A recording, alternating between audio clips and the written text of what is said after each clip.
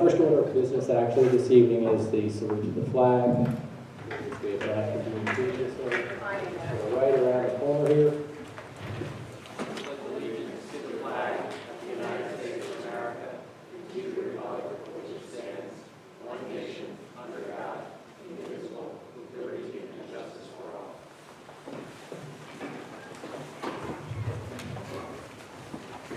Just for the public that has not been here during the reorganization meeting before, we will proceed into our regular session immediately upon completion of the reorganization for part of the agenda this evening. So the next order of business is for the swearing in of those members of the Board of Education who were elected this past November. So if you would all just come to the center of the stage, I can give you the oaths and then we can read the oaths publicly, and that portion of the agenda will be satisfied.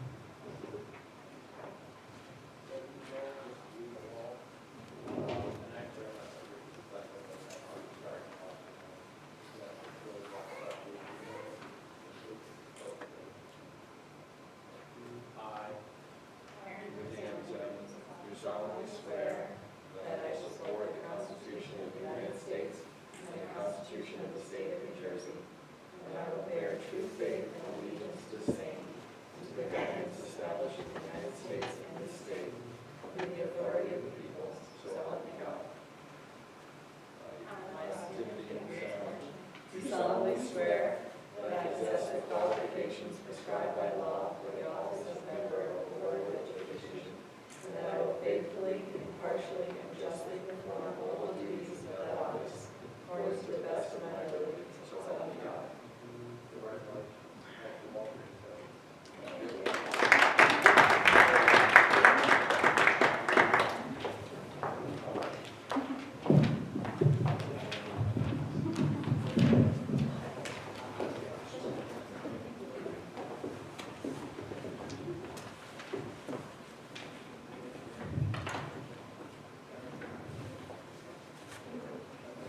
At this time, our order of business is to call for nominations for President of the Board of Education. Do I have any nominations? The chair recognizes Mrs. Richmond. I'd like to nominate Mrs. McKeon, Robin McKeon, for president.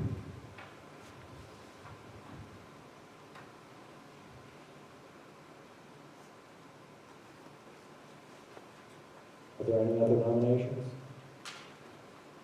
Is there a second? I'm going to ask one. Your policy. Thank you. Is there a second? Thank you.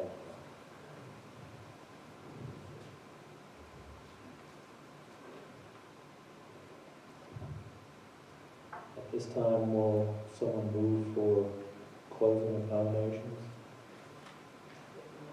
Tim? Okay. Is there a second?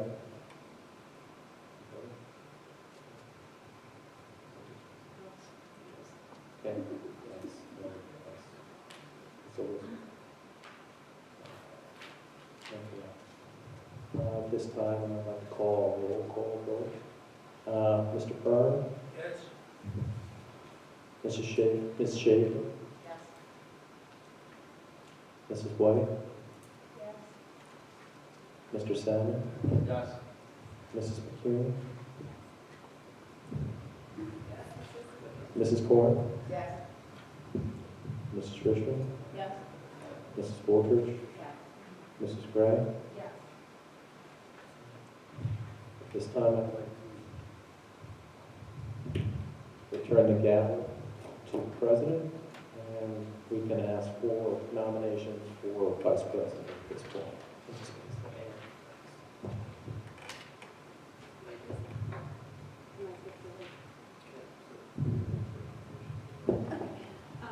we have any nominations for the office of Vice President?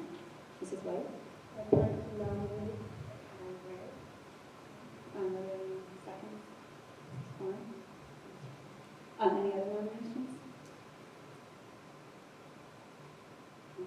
So I guess we need a motion to close it up, close that nomination. Mr. Sanders? Second, Mrs. White? And then we take a roll call.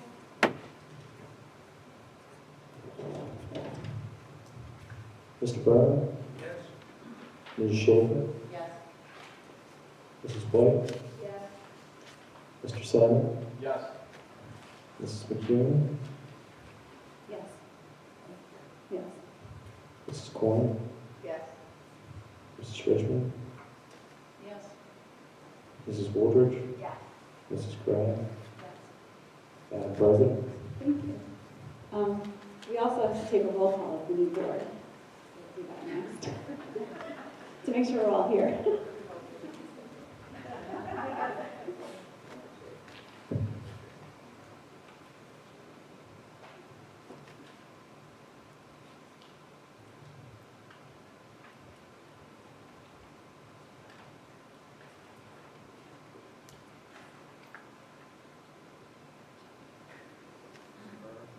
Here.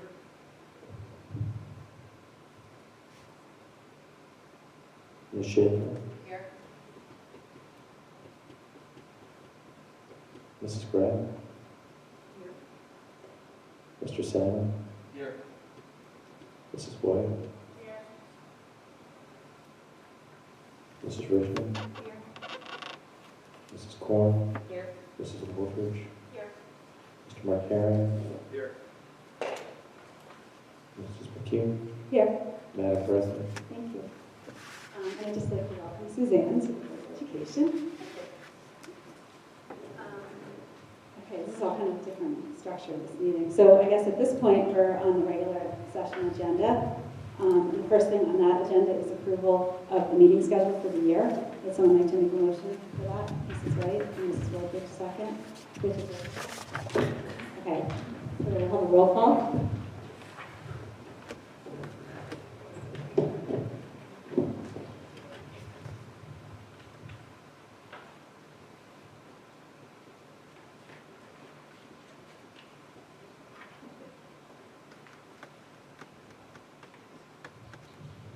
Mr. Byrne? Yes. Ms. Schaefer? Mrs. Graham? Mr. Salmon? Yes. Mr. White? Yes. Oh, excuse me, Mrs. White? Yeah. This happens to me every time. I get all befuddled whenever I have to open a board meeting once a year. It's just too much pressure wearing the crown. Very well. Thank you. Mrs. Richmond? Yes. Mrs. Corn? Yes. Mrs. Wooldridge? Yes. Mrs. McCune? Yes. Madam President? Thank you. We have, the next thing on here is to distribute the Ethics Act and the Code of Ethics, which all the board members have in front of them. So if you didn't already sign it, I can give it back to Mr. McLaughlin and do that at some point during the evening, so he has them all. Now we're up to our student representative, Maddie. All right, well, there's not much to report on because we won't have 4 days of school, so it's great. But the volleyball tournament right before break went over really well. It was very awesome. It was really fun. We had high participation levels compared to last year, and I bet next year will be even more fun in seniors especially. We had, over break, the girls basketball team won a Christmas tournament, which was really awesome for them. And then the boys basketball just had a big win over, I think it's Jason Stevens is the name of high school. So they're very excited about that. And, we're preparing for a dodgeball tournament, so like a school-wide dodgeball tournament. So kind of formatted like a dodgeball tournament. So maybe in March sometime, and there's sort of a lull, and we have nothing to do. So student government's preparing for that, and Mr. Rich.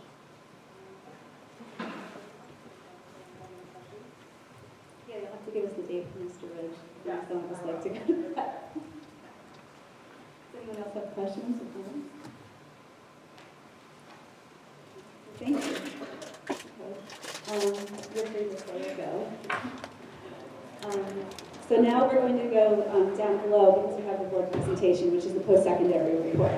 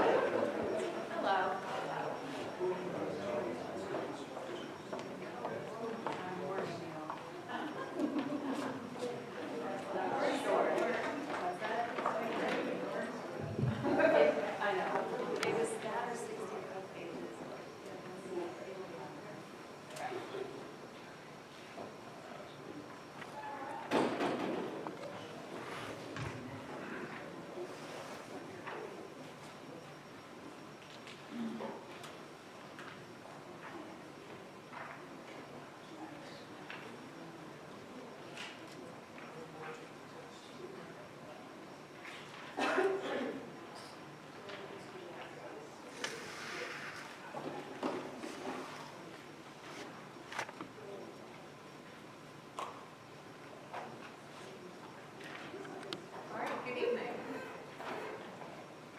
Can everyone hear me okay?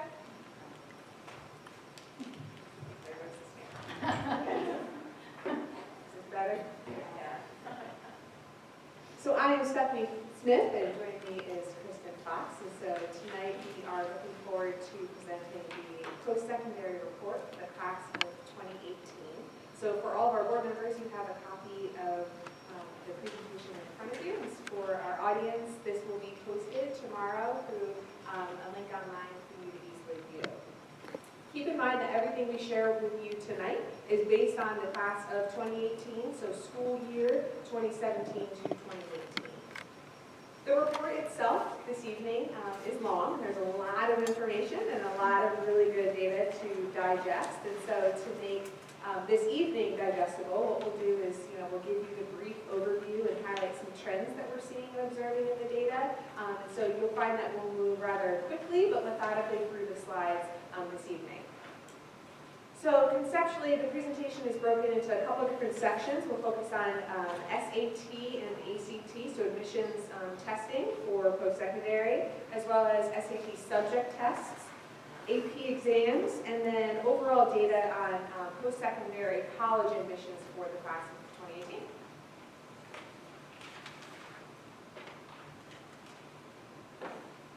So our first section is standardized testing, specifically focusing on the difference between the SAT and the ACT. At first, you'll notice some slight differences, but keep in mind that there are different content areas tested. Science is on the ACT.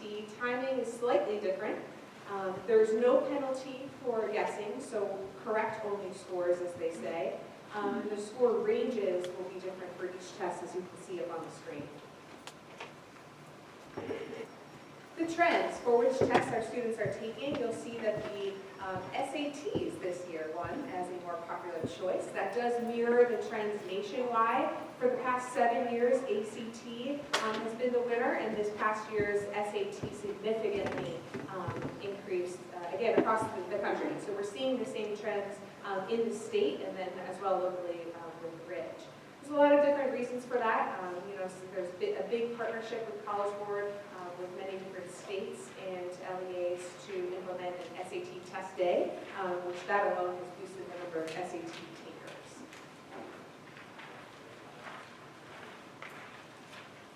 The mean scores for the class of 2018 are up on the screen.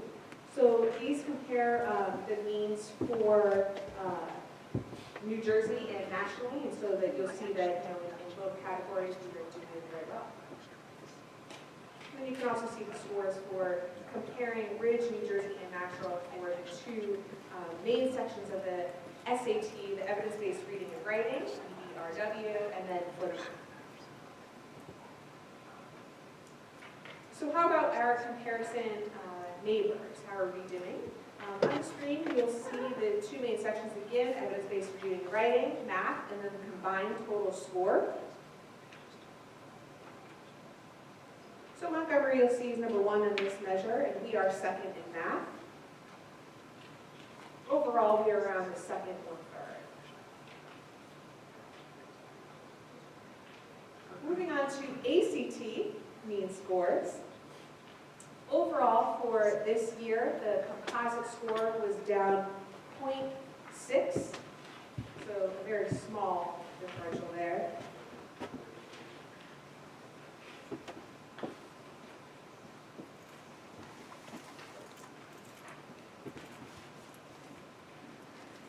You'll see a small difference even in math.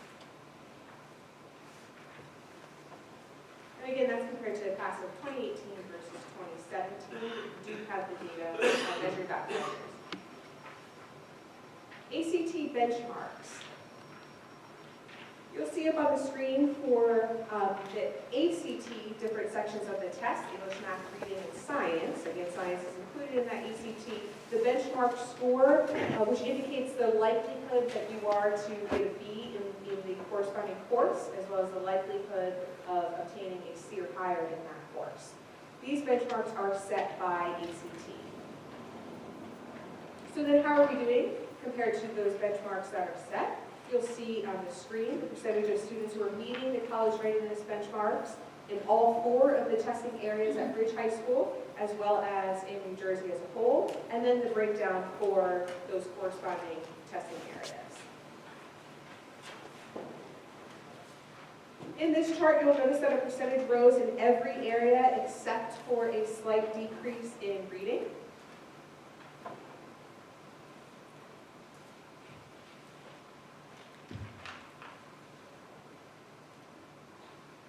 And then again, like we did for the SAT, the comparison between our neighboring districts for the average composite score for the class of 2018. We'll have you note here that several of our districts that we looked into, that we did some research for, have not published their class of 2018 data yet on their website, and so we will update the board and provide that information once that's published. We find this information on what's called the school profile. So Ridge, we have a school profile that's posted. Every high school has one, and so we're pulling from the data again that we're seeing on websites. And so some schools do not have their class of 2018 data for us to compare. On this list here, we are 6th or 7th on this list, and still well above the national average for our benchmarks. For a Ridge SAT and ACT score comparison, there is a document that was produced this year by College Board. It's at the very end of this presentation as a resource for you. It is the concordance of the two measures, and so it's very detailed. I encourage you to look at that if you really want to have some, some more information just about how to compare those two scores as best as you can, given that the tests are very different, and obviously they're not measuring the exact same constructs. And so you'll see for here that there is, a tendency for us to do better on the SAT average.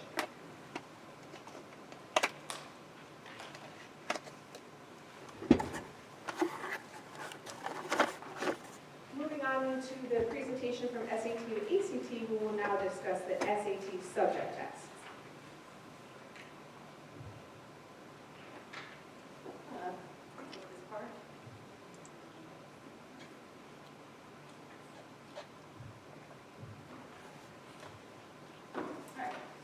So I'm going to cover the SAT subject test, because we're going to dive a little bit into some of the departments where these tests are aligned to. So I just want to point out a few things about the SAT subject tests. For the most part, the students taking this test are in our AP courses, but any student can sit for an SAT subject test. We don't have any control over what test they take or when they take it. What we will do, though, is counsel students during scheduling and with their counselors about what would be advisable in terms of when we feel they'd be prepared for certain subject tests. It would vary based on the colleges that students are looking at. Some recommend specific tests depending on the field they're going into. But a couple of years ago, linked to this slide is a resource document that we prepared kind of breaking down how our courses equate with each subject area test. And one of the most important points I want to make is that we don't align our courses to the SAT subject test deliberately, except in the case of physics. Honors physics is purposefully aligned to the SAT subject test. And there are a few reasons for that. I'll talk about them when we get to each specific subject. So here are the mean scores in the subject area tests. You see the number of test takers, in some cases are pretty small. And you see then the mean score at Ridge and National. You notice that in the Math 1 test covers content through Algebra 2, and then the Math 2 covers content through pre-calculus. The other thing I was going to point out was that physics is aligned to our honors physics course. So when we look at the ELA and social studies mean scores, one thing I would note here in social studies is we don't have the numbers up here of how many test takers there were. We don't have that information in front of us, but there's a small number every year. And it is not aligned specifically to the 10th grade course. So students are taking this test at the end of 11th and 12th grade sometimes 10th grade. And so they have completed the coursework, not necessarily aligned with when the test is given. In literature, you'll notice that the scores declined a little bit in the subject test as well, and I think that's attributed to the small number of test takers. So in Math 1 and Math 2, I spoke to Mrs. Bowman a little bit about this earlier, and she said she wanted to give great kudos to the Math 1 Algebra 2 teachers for that increase in scores. That's pretty big increase. You see a slight decrease in the Math 2 scores, and that's the one I told you is the content through pre-calculus, which can be one of the more challenging courses where students have struggled a little bit more. In science, they're pretty consistent from year to year, and again, just pointing out that physics being the only one where it is aligned to the honors course, yet we don't know necessarily when students are taking that test. That's also the only one that has a very slight decrease in scores from last year to this year.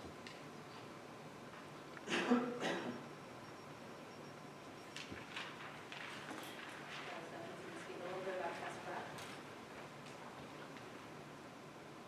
So in terms of test preparation, Method Test Prep 2.0 is a service that we do provide to all of our students. They can easily access that and create a free account in their Naviance student. So the service itself, it breaks the practice tests into 15-minute tasks, and so you can gauge your success and your progress related to those tasks. You practice quizzes and full-length tests as well. You also just receive and have access to hundreds of practice questions, essay prompts, and some guidance along the way, as well as just encouraging information about the endurance it takes to take a standardized test. In terms of our usage for Ridge students, the year 2017-18, there were 25 students that logged in at least 15 times. So using the 15 times as an indicator that there was consistent and or steady use. And then 113 of our students logged in at least once. You'll notice that in both of those areas that is a decline from school year 2016-17.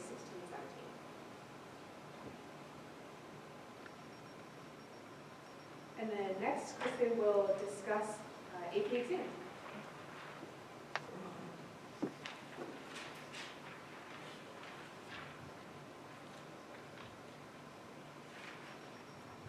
A lot of AP exam data.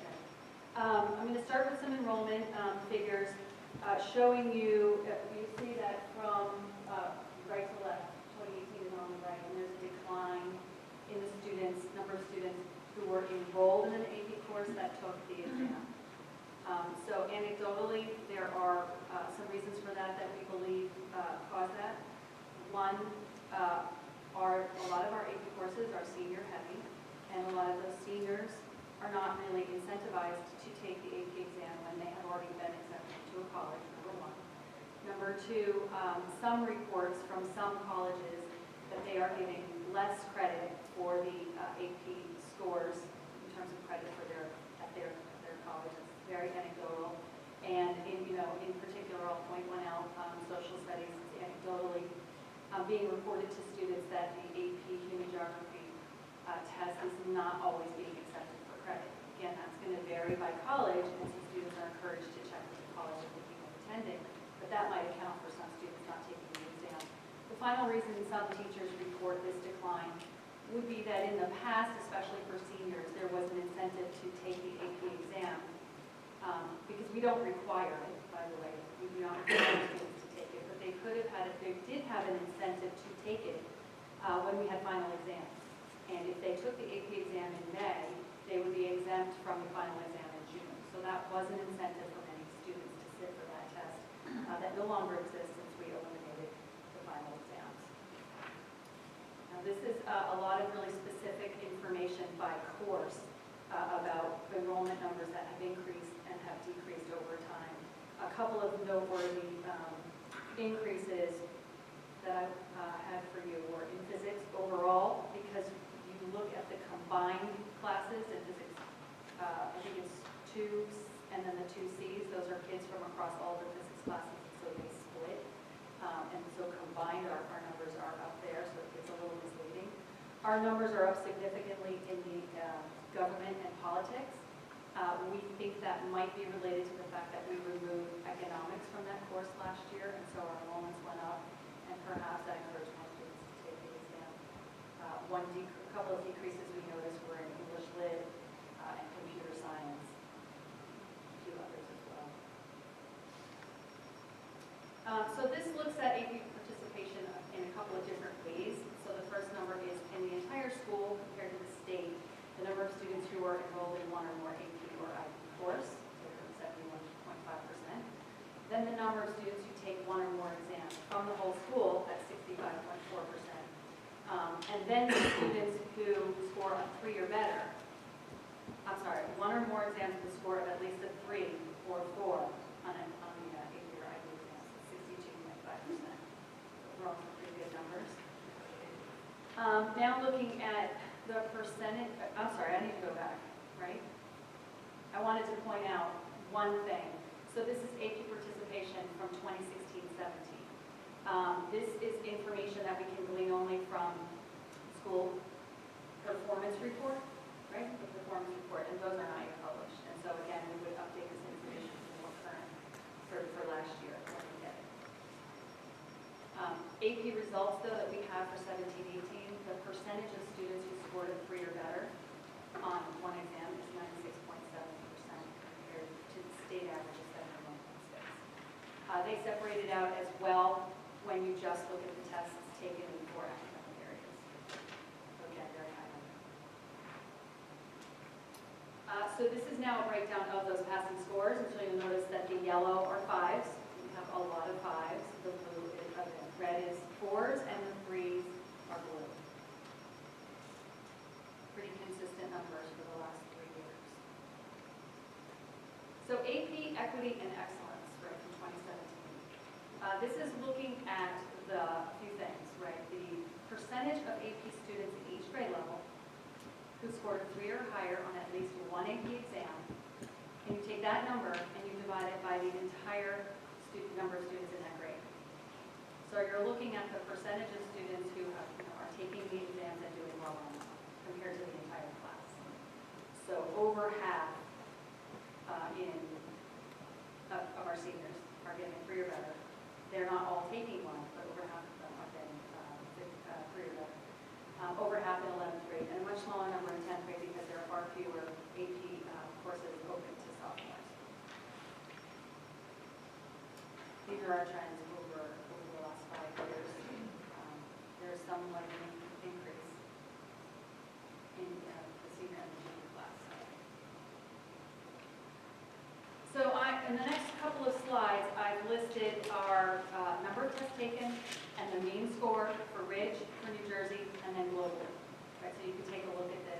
later. When you look through them all, and I'll go through all of the slides, you'll notice that our mean score is higher than the state average on every exam.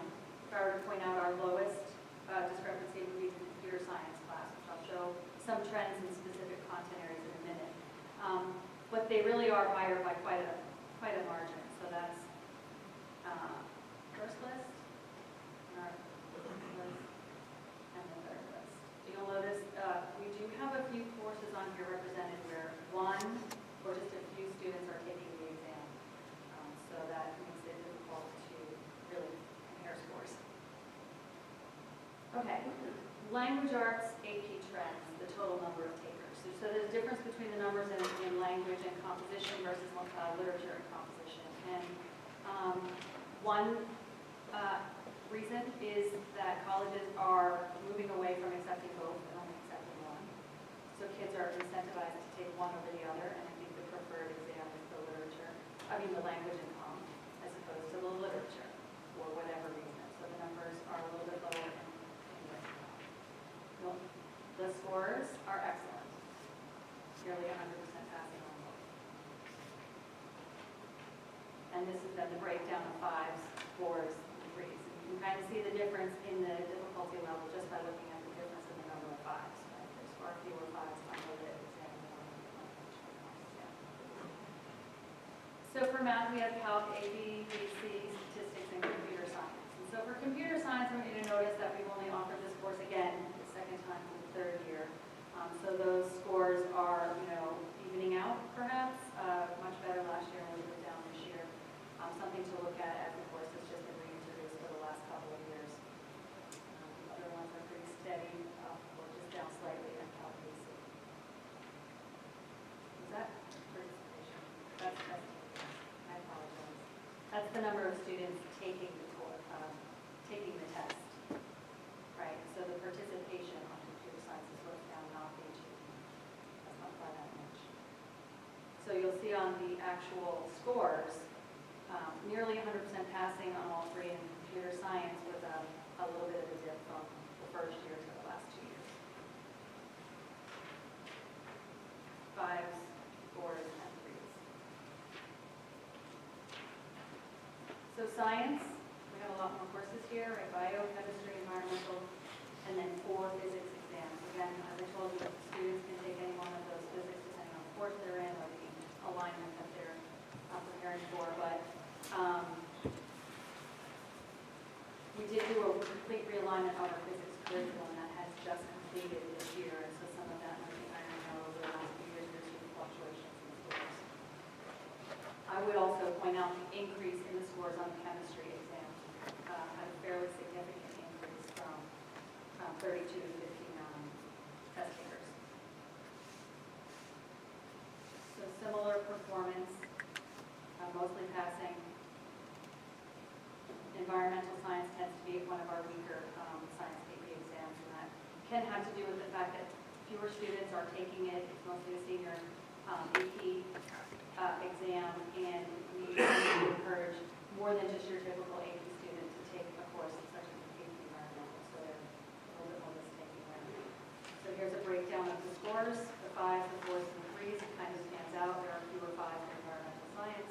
There are a lot of 5s in physics 1. So some trends in social studies, the number of takers, as I pointed out, government politics is the one that went up quite a bit this past year. And I pointed out that human geography declined, and we suspect that might be because their hearing is not being accepted by every college, but we're not entirely sure. The scores are almost 100% passing. The one dip is in European history. Notable that only 12 students took it, so it is not a significant dip on the stretch.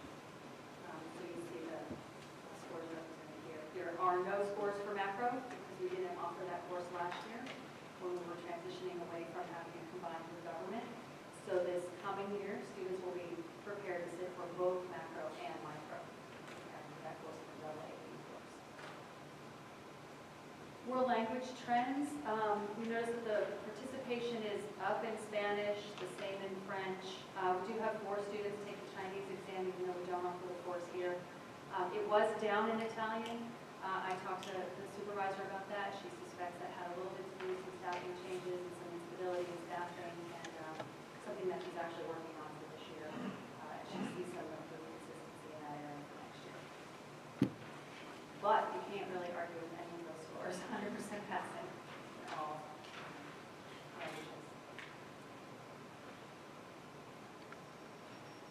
Fine arts, you'll notice there's a really small number of test takers in each area. The most being studio art, 17 students, and so there's not a lot of data for comparison purposes, but it's a very specialized area of students who take those courses. Mostly 100% passing, but very small numbers that were So a nice little summary shows you that on your right, those are the areas that show improvement, and on your left, those are the areas that show the decrease. And I think I explained some of those, why we think sort of European history decrease is attributed to a very small group of students.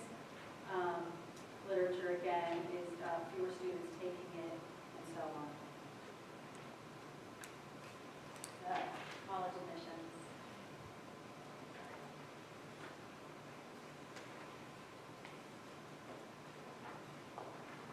Okay, so for college admissions, we will discuss applications, acceptances, matriculations, and overall some general news in the field. A Ridge class of 2018 snapshot. There were 460 students who graduated. 96 of them continued their education, about 90% to a 4-year school, 5.5 to 2-year, and 4.3 to other. So what does other mean? You'll see at the bottom of the screen what other could entail. Any other post-secondary pathway that does not entail 2 or 4-year school. This could be military, employment, apprenticeships, undecided, or a gap year. This also includes non-U.S. colleges. Class profiles.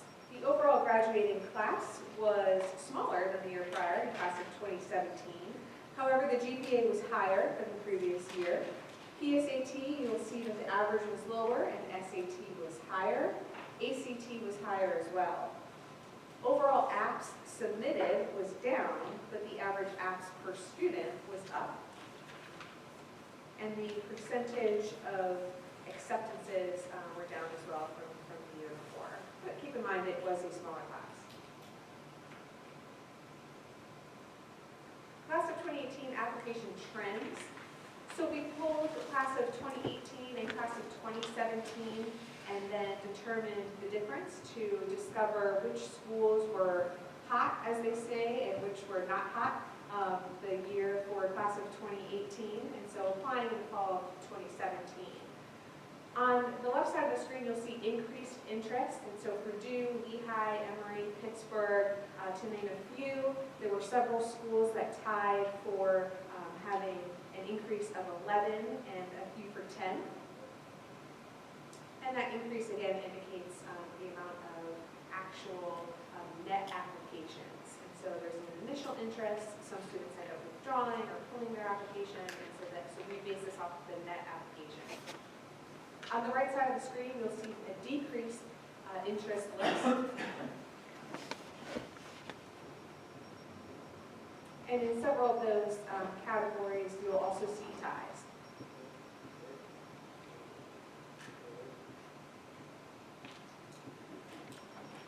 Teacher letter of recommendations. I will note on this slide that school counselors write letters for every senior, so that's about 60 students. They are not part of this data set. This data set does include all of the teachers that use Naviance eDocs, and so they're submitting through that portal. There are several teachers at Ridge that still use just a written letter that we send in the mail, and so that this is not included. This is only pulled directly from Naviance. So you'll see on the screen that 70 teachers wrote for 717 students, and so some are writing for the same student. And then some students also have letters that are sent to multiple places, but in more cases than not, the teacher can write the same letter. Sometimes there are different programs or scholarships where a teacher will obviously have to tweak their letter to personalize it to the program that the student is applying. The range per teacher is 1 to 56 letters. 56 was an outlier. The next highest letter is 40 per teacher. But I will say that most we found are in the mid-30s and 20s, and then there are several teachers with single-digit numbers of letters that they're writing.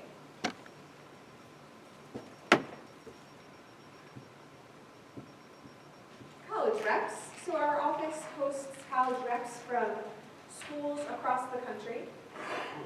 So in 2017-18, the number of rep visits was 123. Average student per visit is 7.9, with a total attendee list of 972.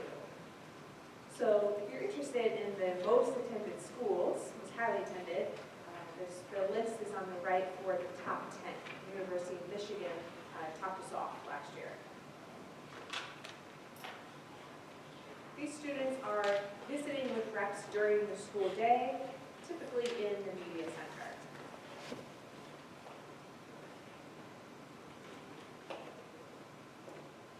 The percentage of bridge applicants who are accepted based on selectivity rate of the college or university. All of this data is pulled from Naviance. And you will see that the numbers are generally similar from the years, for the past several years that we have collected the data. They are also on par with national trends at very high-performing high schools.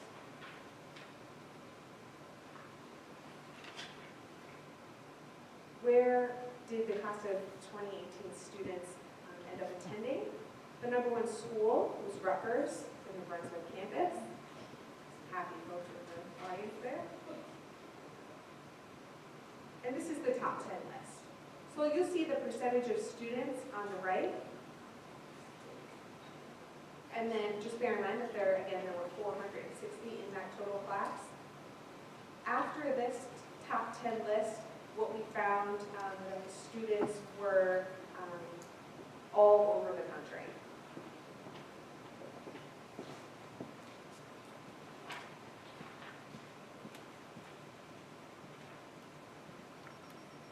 This is our visual representation for you of the data that we just looked at. This is called a Wordle, and so our wonderful librarian at Ridge, Dr. Mary Jane McNally, she makes this for the past several classes.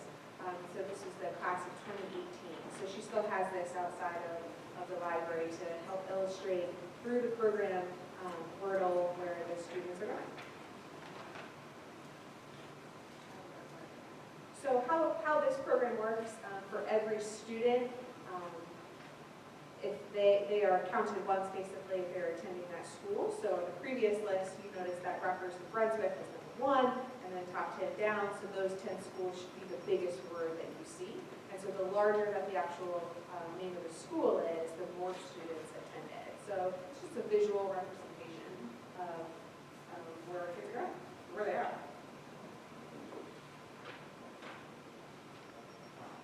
In terms of our Ivy League schools for the class of 2018, there was a decrease in the net apps.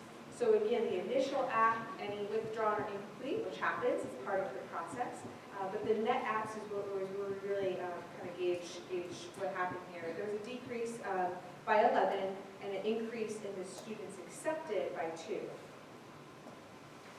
Overall, 20 students in the class of 2017 attended an Ivy League school, and that number remained the same for the class of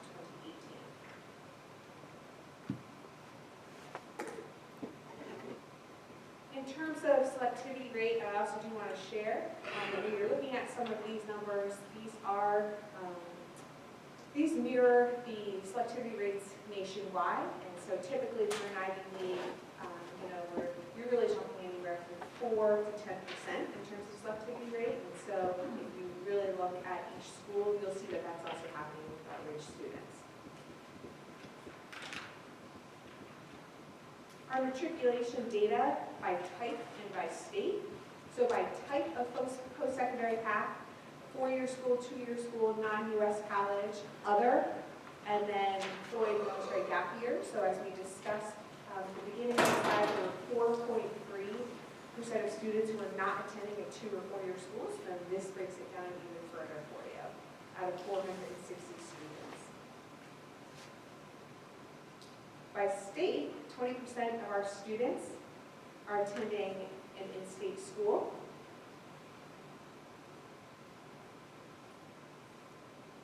And roughly half of our graduating class, if you can see on the chart there, is staying in the tri-state area. After that, they seem to be heading south a bit.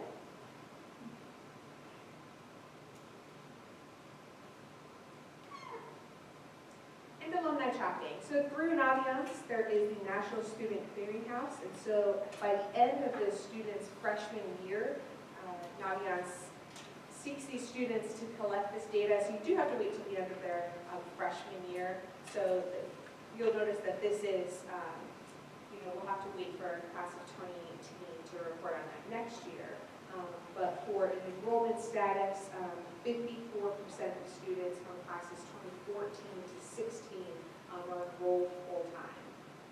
You'll notice too that at almost 40% there is no record. This is very difficult data to collect and to monitor, not just for us, but that's just kind of the nature of the beast in terms of getting access and getting reliable responses, consistent response rate from our freshmen.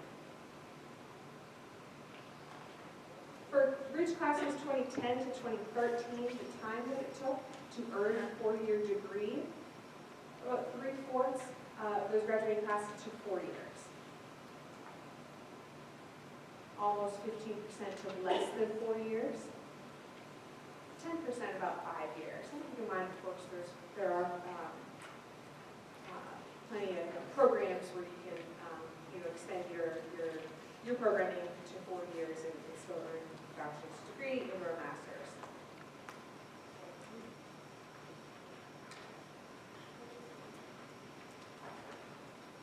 So college admissions news in general for the field. Here, one by one, very slowly.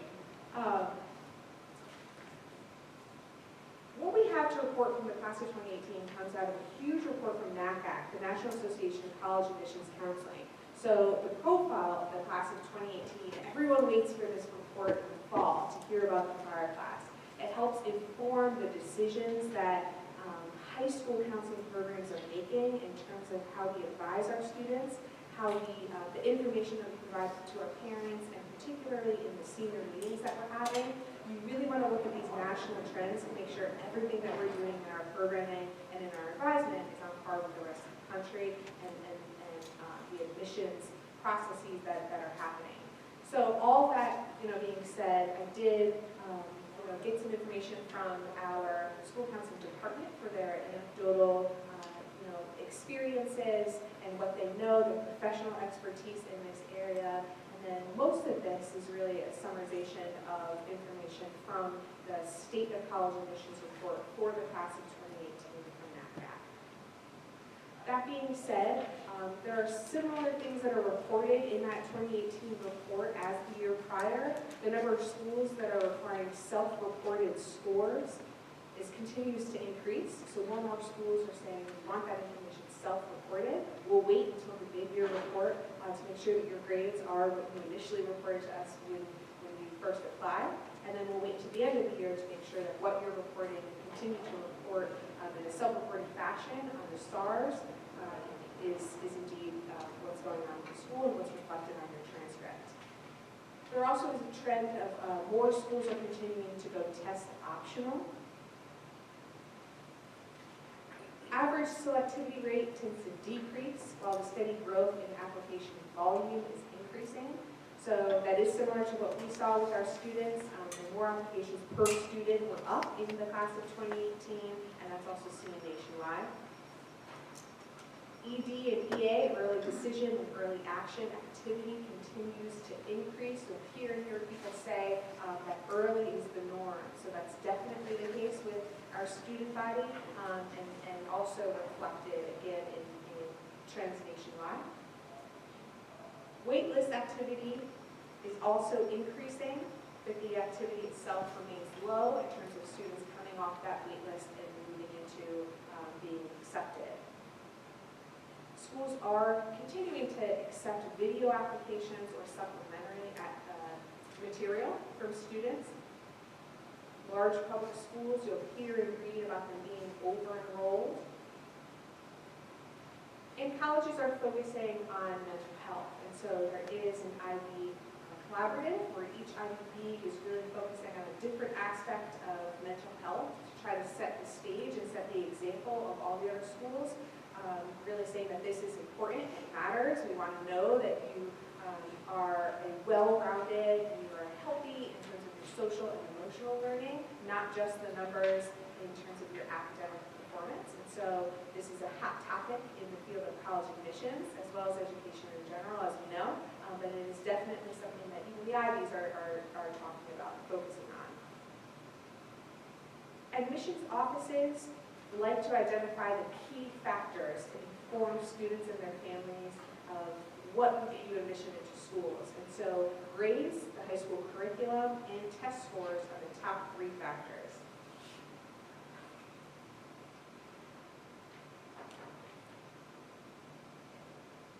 After those top 3 factors, schools note that letters of recommendation and other supplemental materials, as well as an overall way of gauging that the student is truly and authentically interested in that particular school. That's what tends to follow grades, curriculum, the strength of the curriculum, and test scores. Some considerations for you, resources and information are included in this presentation, where we pulled some of this data, but then also if you want more information about trends in the field of college admissions, these are some insights that we learned. So all of that being said, that is the conclusion of this presentation. So we, at this time, will welcome the board to ask any questions as we're digesting this in a moment. After we hear from you and get your questions and provide some answers, we will then segue into our second presentation, which is on the program of studies and some updates that we have, changes and revisions for school year 2019 and 2020.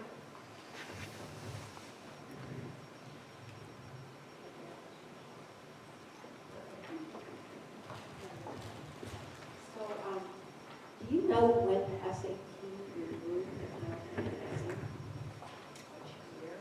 Yeah, like it was the most recent revision, is that one? It was for years and years they kept counting. Yeah. So I'm wondering if that's one reason that maybe more kids are taking it. But they will, For a while, the ACT did not penalize, and then the SAT did. Okay. And then the other question I have is here again, the bullet about the colleges focusing on mental health. Did you mean during the admission process? No. Or once the student arrived at college? I wasn't sure. Okay, good question. Ooh, this was laughing.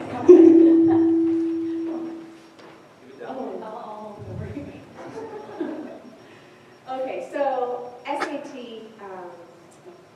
participation in terms of which year they took away the penalty for guessing. The last revision to the SAT was in 2016. So there are a couple of different theories that are floating out there in terms of the numbers that we're seeing, how SAT now has beat out ACT and all that. So I mentioned during the presentation that the College Board developed very strong partnerships with states, LEAs, and entire regions for SAT student assessments and the SAT testing day, providing the test for free to everyone.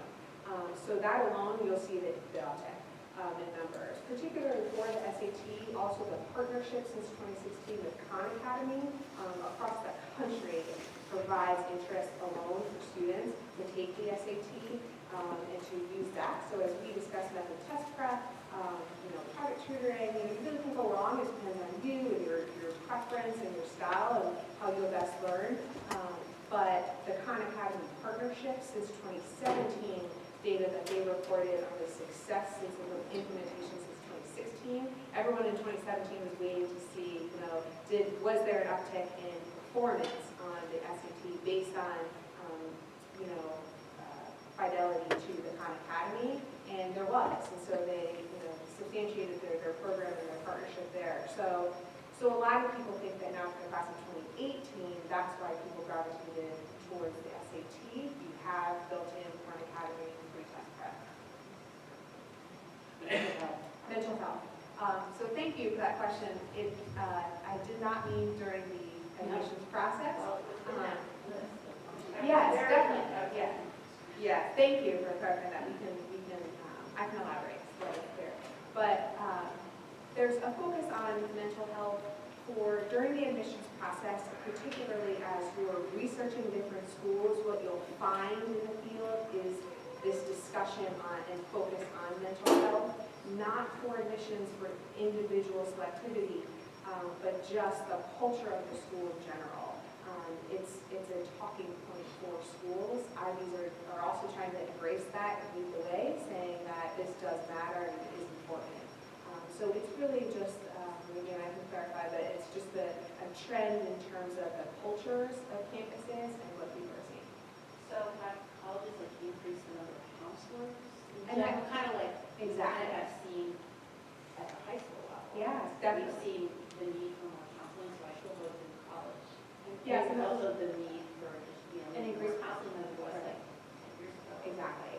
So counseling centers, how it's accessed, how to better advertise. So similar to a lot of the same conversations that the secondary level has in terms of just staffing and programming and overall breaking stigma.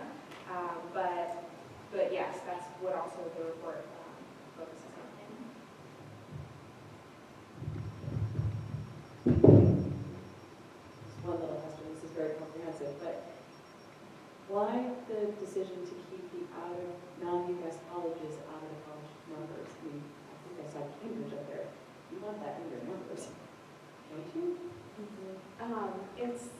It's a good question. That's actually how Naviance breaks the report down. Some of it too is to protect student information because it's so, it could be such a small number that sometimes they loop it in a different category. Here it's broken out separately, you'll see that. But it's how it's Just broken. brought into the four-year college.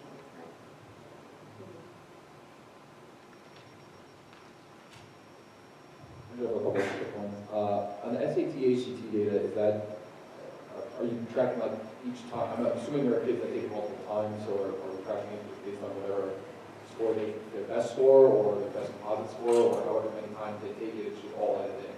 It's best for. Best score, it's impressive.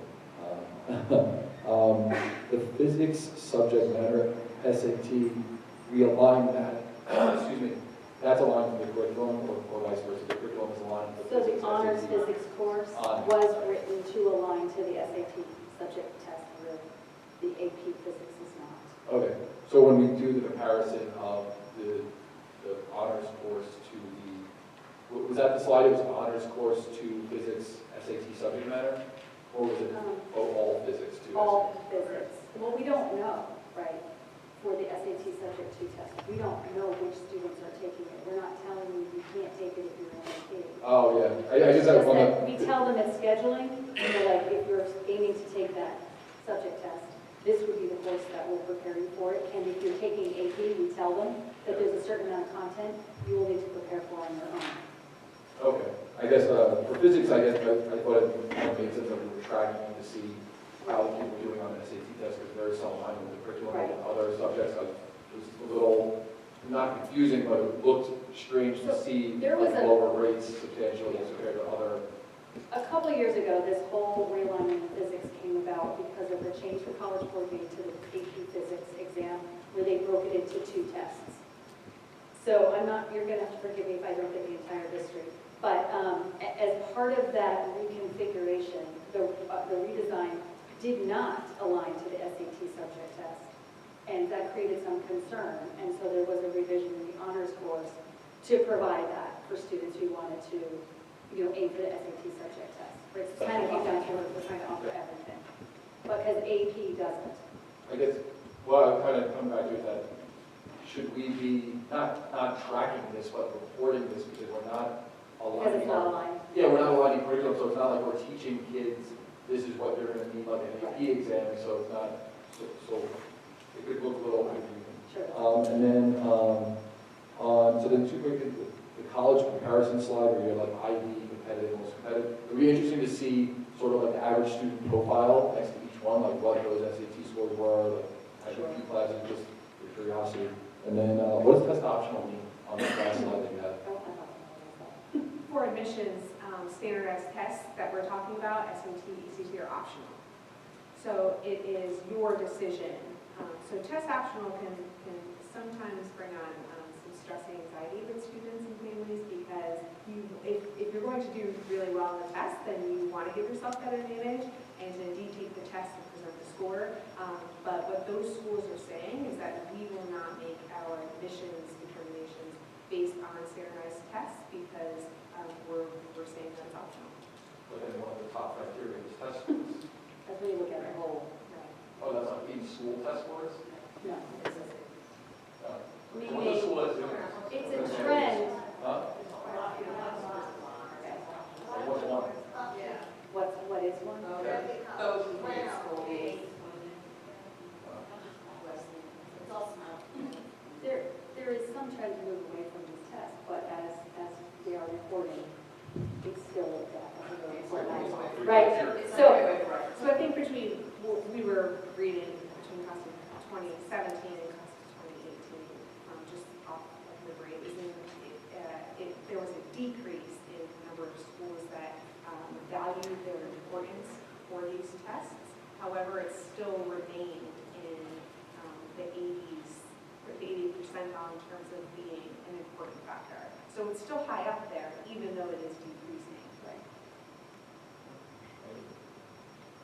On top of that, is there any data to show that kids who didn't do their testing and kids who did, did it hurt them or help them? Can you compare that? They say test optional, but do they even? It's hard to say. I think Well, sure.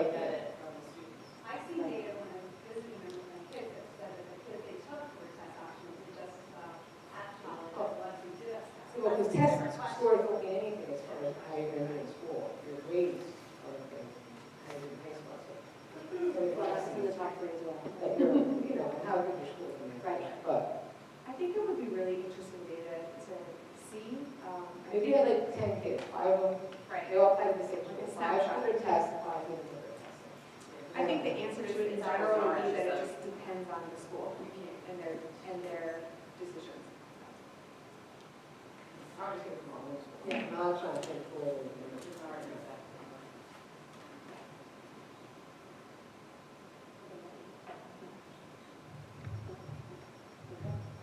That too.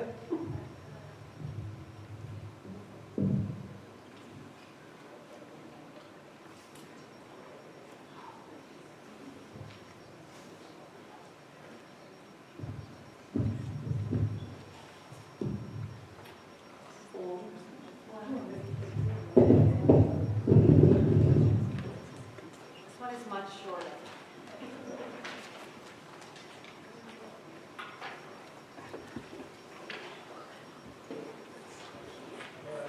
Okay.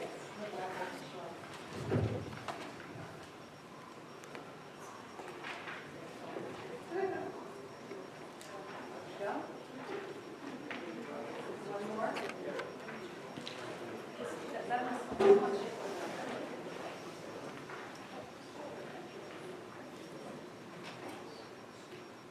So we do have, as part of this presentation, this will be online. We have one handout for this for the board and for the audience.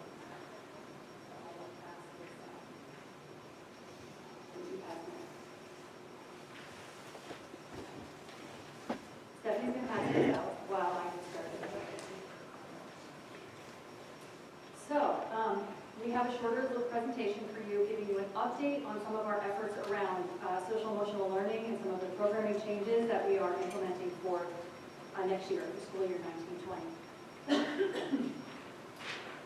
Just to start off, I wanted to just explain that coming off of District Goal 2, Stephanie and I came and presented to you at a recent board meeting about the efforts we were going to undertake this year to focus on this goal, right?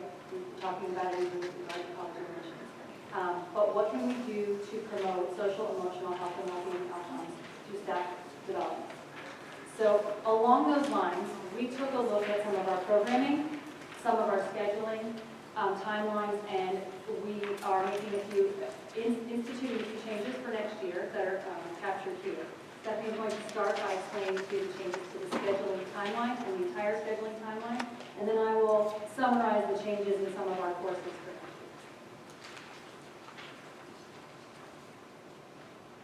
year. So 'tis the season for academic advisement. As we tell the kids, it's the most exciting time to make really informed and sound decisions for the next year. And so these decisions are made with a team of people. It's your parents, it's your teachers, your counselor, and then the most important voice in this process, you, the student. So this is the kickoff, which is the publication of the program of studies. And so next week we have our academic planning night for our rising ninth graders. We'll make the program of studies public.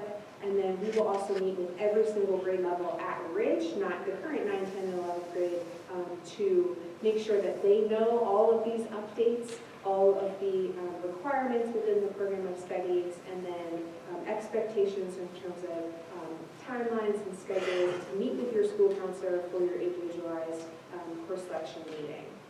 So that basically captures January. Throughout February and March, after we do our kickoff, that's when our individual student meetings are occurring and counselors are collecting course requests. Students are working with their families and teachers, taking into account teacher recommendations, which Kristen will get into more detail about for that process. But all of that information to help you make decisions, your challenging course of study that really supports you and what's best for you. So throughout February and March, each student will meet with their school counselor. This does include the 8th grade counselors. Our high school counselors will spend 5 days here at Annan to meet with every 8th grader to help review their course selections as well. April 5th is our deadline for the course requests. And so this first round, you've met with your counselor, you've talked as a family. April 5th is the last day where we really need what's called your course tallies. So we take the tallies from every course, and then that begins and kicks off our master scheduling process. And so all of the course tallies, the supervisors, Kristen, the building administrators, we will all come together and begin devising and constructing the master schedule based on and driven by the student course requests. That process continues April, May, June, up until really July. And then over the summer, final tweaks based on final grades and balancing occurs to make sure that across the board, we have a sound master schedule and that of all of the elective choices and top either 6 or 8 alternates that students are making, we've done everything we can to try to accommodate the different programs and requests. June 24th is an important date within that April to July timeframe where that's the deadline for appeal, honors appeal and late qualifications. And so, again, based on those final grades at the end of the year, we'll ask the students to turn around their appeals to the supervisors. The supervisors will take a few weeks to review, and then we will make course adjustments based on those grades and based on what is approved by the supervisors for each content area. Towards the end of the summer, August 26th is our release date for the schedules, and so that's when you will be able to view your child's schedule for the students. You'll be able to view your own schedule. And in addition, an update that we've made for this year is that once you see your schedule, as you've talked as a family, maybe you didn't get your number 1 elective, you got your number 2, maybe you've had an experience this summer at a prep program or, interesting career path that's changed for you, whatever it is where you might have a request to make a change to your schedule within the guidelines of the program of study. So mainly that's typically for electives. It's not for teacher changes or anything like that. But if you happen to have a request programmatically within your course of study, we are opening that week for it to be safe for you to at least request. We will take a look at the master schedule. Our job is to hear your requests, do everything we can to accommodate, but then to also preserve the integrity of the master schedule. And so pending seat availability and a right fit for the student, we will try to see what requests we can take that week. So in previous years, April 5th was that deadline, and you did not have an opportunity to make any course request changes. And so this year what we're saying is that once schedules are finalized, to give you the opportunity to review as a family, if you have any requests, you are able to put them forward directly to your child's school counselor. Some updates to the add, drop, and level change timeline. So now we're in school, we're in session. What are the deadlines that you have to add or drop a class without a notation on your transcript? For a semester course, you have 10 days. The dates are up there on the screen and will be in every document that we put forward publicly. And then for a full year course, there are 20 days. And that is, again, without any notation on the transcript. After that 10th instructional day and that 20th instructional day for a full year course, after that time frame, any courses that are dropped will be noted on the transcript with a W. That W stands for withdrawal. If you have entirely dropped that course, that will be on your transcript. So that will help track and tell the story of your course of study. Level changes, there will not be a W4 level changes. Again, that's only for an entire drop.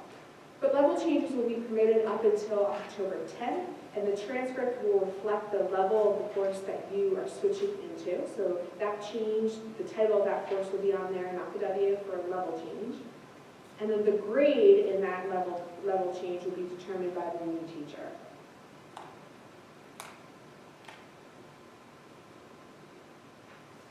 Updates, additions, and changes to specific courses. Kristen will share with you.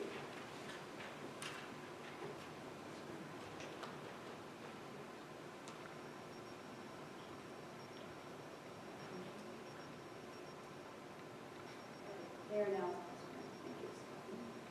Each department has a couple of changes that are noteworthy. In the math department, it's just that the computer science principles course is being moved to the math department from the tech department. Very minor change. That's it. In the science department, the honors biology prerequisite is changing. Right? So there is no longer an algebra prerequisite coming from the middle school in order to qualify to take honors biology. And the biomedical prerequisite is also changing. These changes are explained in detail in the course catalog as well. You'll also find in the program studies on pages 22 and 23 that there are optional ways to qualify for an AP Science course. One of the challenges we have in determining what prerequisites are is thinking about what tells us whether a student will be successful in the course. And it's not always easy to determine because of individual student differences, but also in looking at the content preparation needed for particular courses might not follow the sequence that the student has been taken. So this is designed to give kids optional ways to qualify for an AP Science course, particularly in their senior year before they leave high school.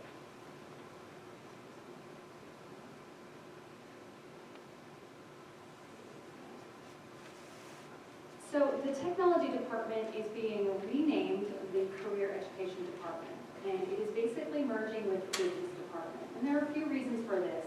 Primarily, we have a few pathways and course sequences where courses were contained in different departments, and it was fairly confusing.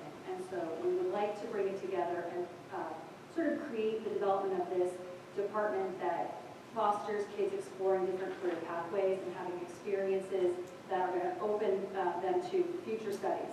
Not necessarily prepare them for a career field, but give them those experiences in these pathways. And so this career education department is designed for that.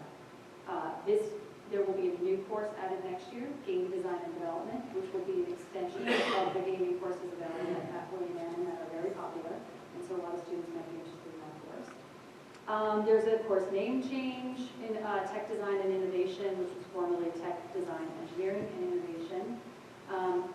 This change is also coming about as a way to most effectively communicate what the course's intention are and the programming will be.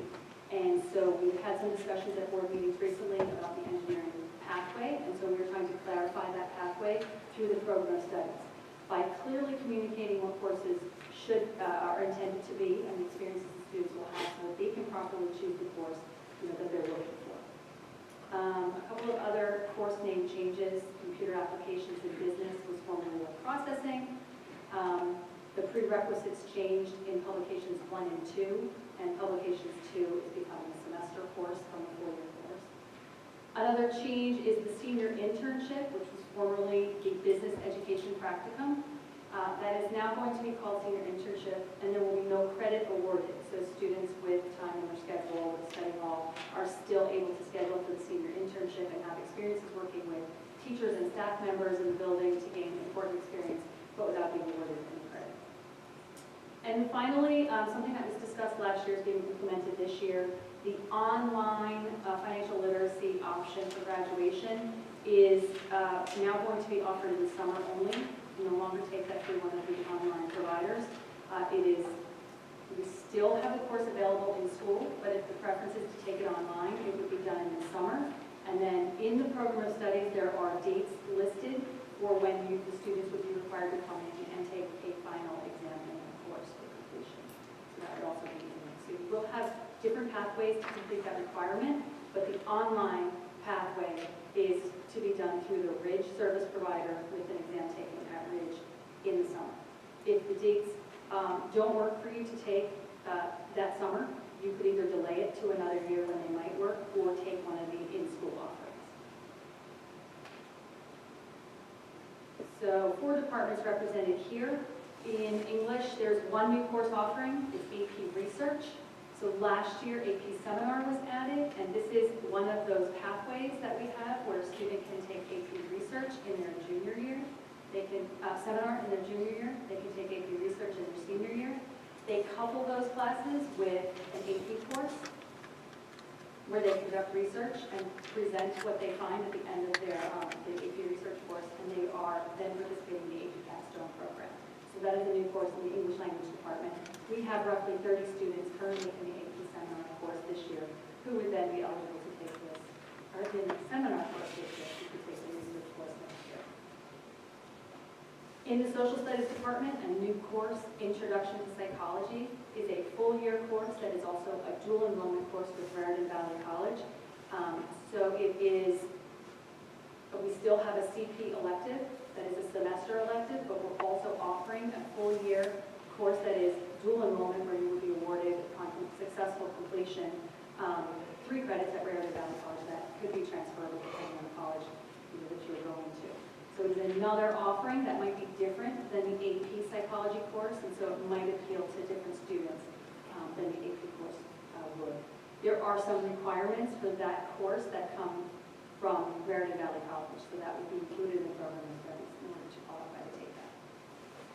We made a change to the requirements for AP Economics based on our experience last year. We felt that the requirement that we made did not represent what would demonstrate students' ability to be successful in AP Economics, so we adjusted it. And essentially, we kind of lessened the way we worded the math requirement from last year. So that is in the program study. So we're looking for a solid math student, but we're not looking for as high or rigorous of a level of math in order to take that course in a junior or senior year. I listed for you the CP semester electives that will be available next year because some of them alternate and they're not offered every year. That's also in the program of studies. And then another major change in the social studies program is that the financial literacy graduation requirement can currently be met within the AP Economics course. But starting last year, we made that a double AP course. It covers both microeconomics and macroeconomics, and so the teachers are finding there is not enough time to cover that content as well as the personal financial literacy requirement. They're going to continue to require it so that the students who are currently in Ridge High School who've been planning on that don't lose that option, but it is not ideal. And so as of the class of 2023, you will no longer be able to meet the financial literacy requirement in that with that course. You would have to avail yourself of one of the other offerings, like the online option that I mentioned, or courses in Ridge High School through the business department. In the World Languages Department, we are adding a level 4 to American Sign Language, as well as an honors option in levels 2, 3, and 4. So it's kind of completing the program for the students who are in it, and the honors offering at that level would not be necessarily, depending on enrollment, but a separate section section of the course, but rather something students could opt to work at the honors level within the American Sign Language course based on the student preparation and goals within that course. We just wanted to provide some more options for students depending on the level they were looking to work at. A couple changes in the physical education department, specifically health. The health requirement is being increased in grades 10 and 11 from 1 marking period to 2 marking periods. This comes directly out of our goal to address social and emotional learning and to think about some of the topics that we feel are really important for students to focus on while they're in school. We cannot really do that without more time to do it. So the physical education supervisor looked at the curriculum across all 4 grades. He made some adjustments to the topics that are covered in each grade, and he concentrated a few more topics in the 10th grade, where 1 marking period is already driver's ed. So there was really no health education in 10th grade, and so now there will be a 2nd marking period of health, where some health topics can be addressed. And then in 11th grade, there will be 2 marking periods of health. One portion of one of those marking periods is also the CPR certification opportunity that there is. So the health requirement is increasing to 2 marking periods in grades 10 and 11. And finally, students must be enrolled in the same course section of at least 4 days of health and physical education in order to successfully meet the state requirements of 150 minutes per week. So that's being specified in the program of study. That will simply require students to be in the class taking the health curriculum that we believe is so important and that we are offering so that they are not pulled out more than is reasonable, and we will allow them to meet the state requirements.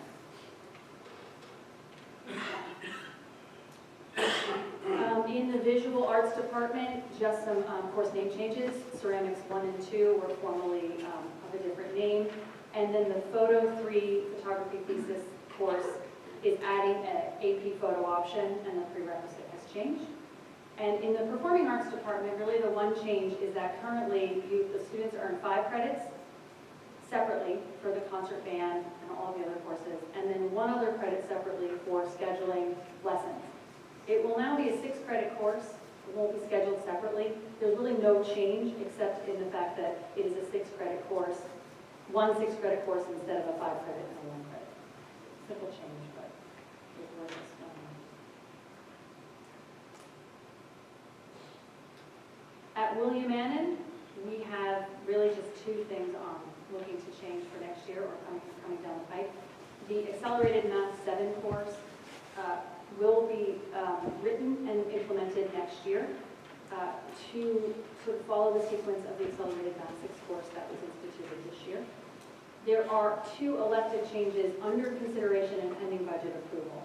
If it is approved through the budget, we will offer a few new electives in both cycle and semester electives in dance and in theater. Those are both pending approval.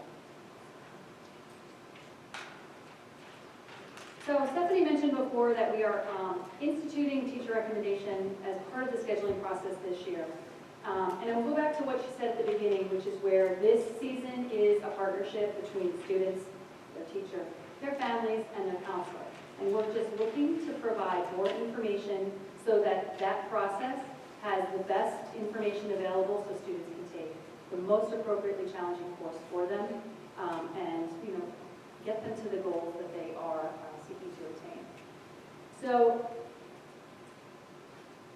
during the month of January, and actually on Wednesday of this week, the teachers will be trained in how to actually make the teacher recommendations in Aspen. So the recommendations are not required. Teachers will not give recommendations for all students. And the intention primarily is for teachers to give advice to students where they feel would be helpful. Whether that is to encourage a student to take a more advanced course or to consider not taking a more advanced course. It's an opportunity for the teacher to share that information with both the family, student and parent, and the counselor. So that information will be available in Aspen to both all of the parties mentioned. So teachers aren't required to give them because they're not always necessary. Similarly, they're not binding. So if a teacher were to recommend that a student continue in the CP sequence, but they were qualified to take honors, the student is certainly going to be permitted to schedule the honors course because they are qualified to take it. It is simply a piece of information for everybody to have a a conversation and say, why is it that your teacher might not think that's the best choice for you? What should we think about? What are your other courses that you're going to be taking next year? And hope that that will help kids make the best informed decision that they can possibly make.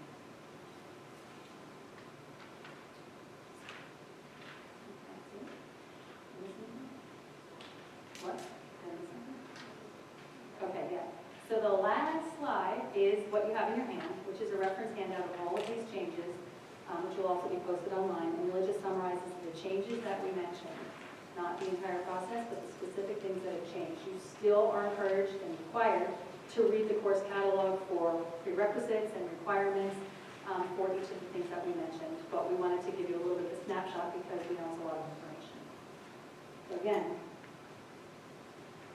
we thank you, and we're ready to take a few questions if you have it.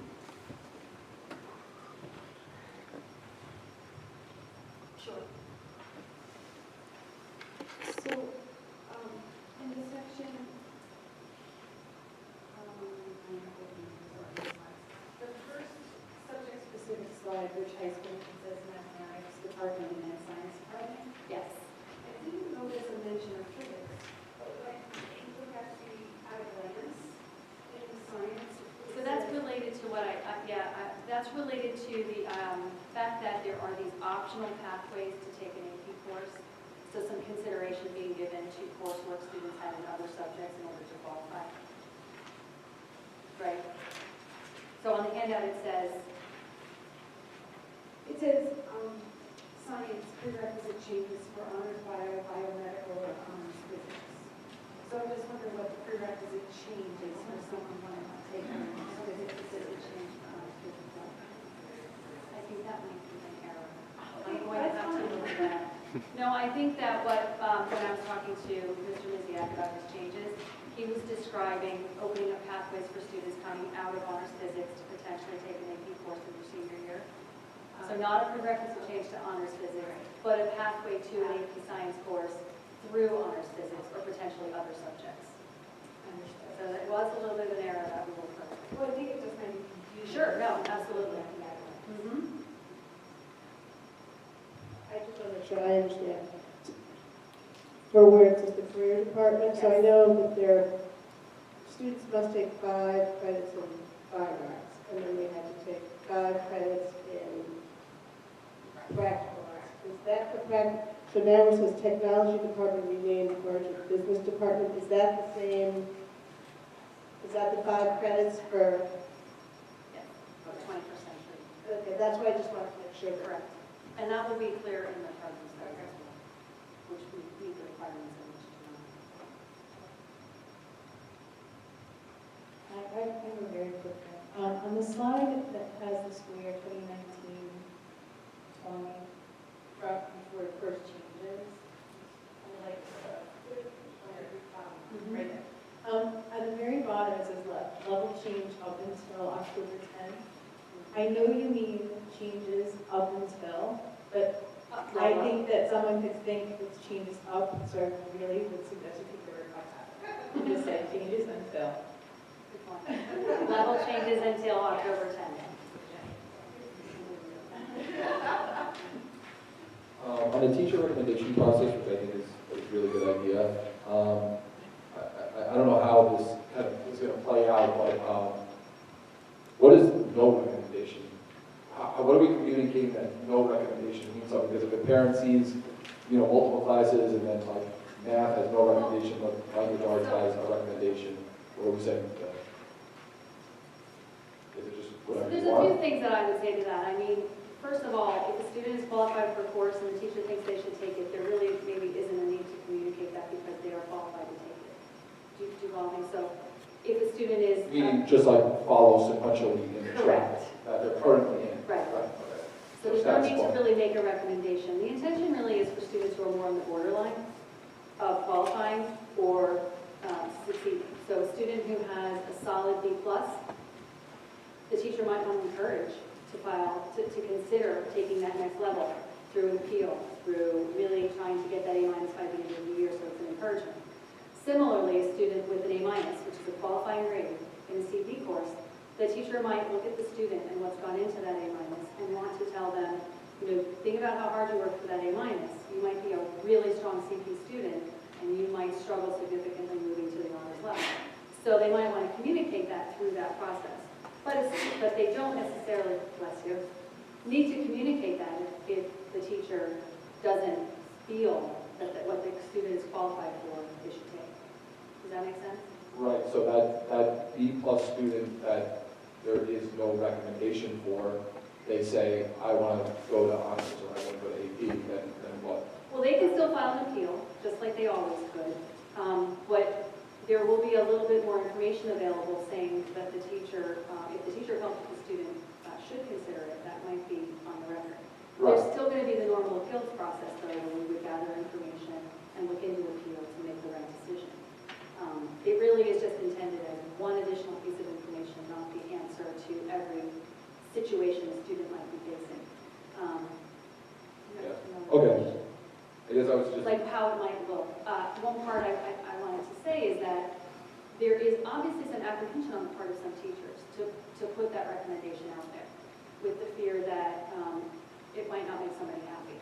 And so part of allowing them to make recommendations where they really feel it's warranted is trying to encourage them to do that without feeling that they absolutely have to for all students in a way that might be stressful for everyone involved. So we're trying to encourage the process, not require it. Yeah, okay. Does that make sense? It does, I just don't know if it would, the way that we're trying to encourage it is kind of asking a teacher to kind of step beyond the status quo and with that kind of signing the process, because then they have to really put themselves out there, as opposed to having something where it's set a default system, everything's a default recommendation to status quo, and if the teacher wants to go and modify that, then there's a recommendation So everywhere. this is new for us, and those are things that we might consider. I think we wanted to err on the side of just encouraging teachers to do it as the process first initiates, because to your point, it is pushing the status quo a little bit, and there is some apprehension on the part of teachers, to do this. And so, believe me, we've been having a lot of departmental discussions about the pros and the cons, or not the pros and the cons, but the reasons behind this and the ways in which we all feel this might help students make better decisions. And so we sort of hope that collectively, again, that sort of team mentality, that it is seen in that light, and so more teachers are comfortable doing it. Great.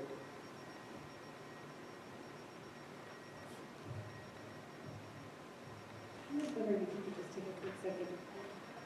One thing that was said at SML that I thought was compelling for this was one of the teachers who shared with us what goes into that A-minus you were talking about, and how many retakes and how many other opportunities. Right. for the A-minus. Well, the A-minus can mean different things, right, depending on the course, depending on the student. And so some students, in order to earn that A-minus, have been afforded the opportunity to retake tests one or more times. So does that make a difference? It really depends on the student, right? Or some students have spent hours and hours with the teacher or at home with a lot of stress involved in that A-minus, where for other students it wasn't quite as challenging, so it's a more natural move up to the next level. So this is an opportunity to share that, right? Some parents may not know that. Counselors certainly don't always know this. When a counselor is sitting with a student, they see the grade they earned. They don't see what went into it. And so this will provide some of that information, some of it. What it will really say is the course that they're recommending the student takes. So it might be CP, it might be honors. It might also say honors with reservations, right? So take honor, I encourage you to take honors, but there are some reservations. And so that would encourage then a dialogue back with the teacher. What are those reservations? What would you encourage me to do to be ready to take that course? Is the information going to be on Aspen or publicly? The recommendations, it'll be in the parent and student portal, and it'll be in the counselors.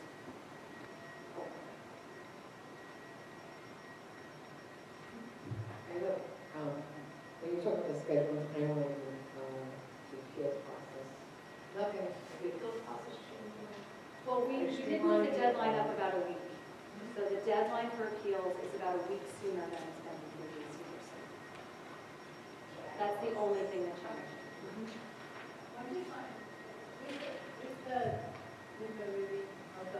When are report cards? That's a Monday, so it's the third, not the Friday. Friday. So you really have a weekend.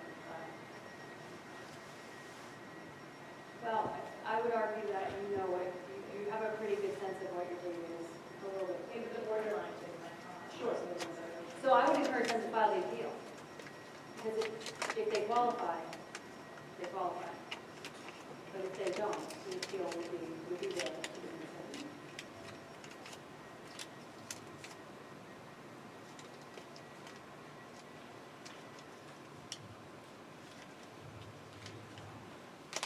Thank you very much.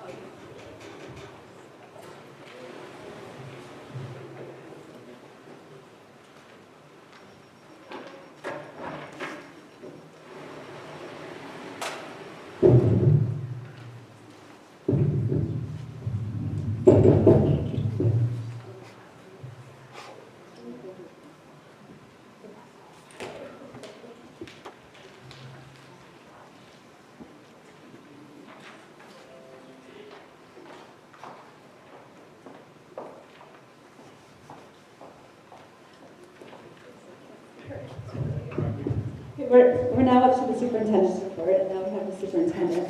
So there's two items. Would someone like to make a motion? Mrs. Bragg and Mrs. White. The first is the HIV report, and the second is the approval of 2 new clubs.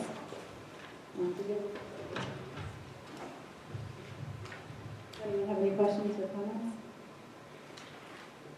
Okay, give a roll call, please. Byrne, I'm going to vote yes on one. I did not get details on two, so I'm going to abstain.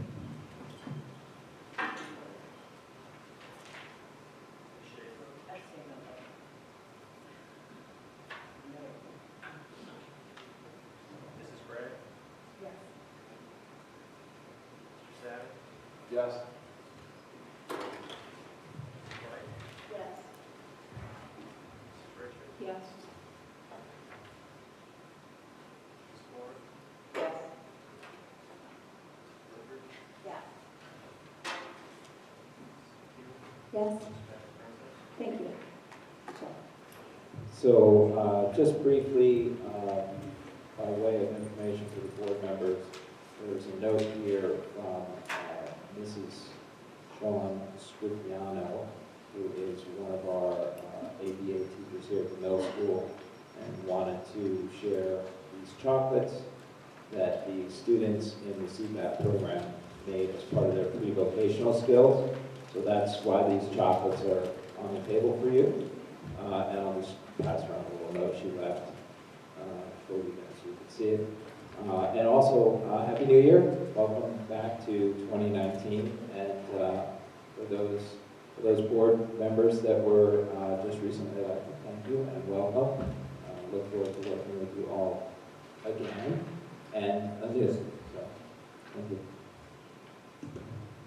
Thank you. So where are we? We're up to public comment on agenda items. And just because we didn't go over this in the beginning of the meeting, there's 2 public comments at the board meeting. The first one, this one is for public comments on anything that was on the agenda or in the presentation that we just saw. And then later in the meeting, there's another public comment on anything that people want to speak on or ask questions about. So I'm going to open public comment on agenda items at this point. If you come up to make a comment, could you write your name and address on the clipboard after you give your comment, and tell us your name and address when you come up to the microphone. Thank you.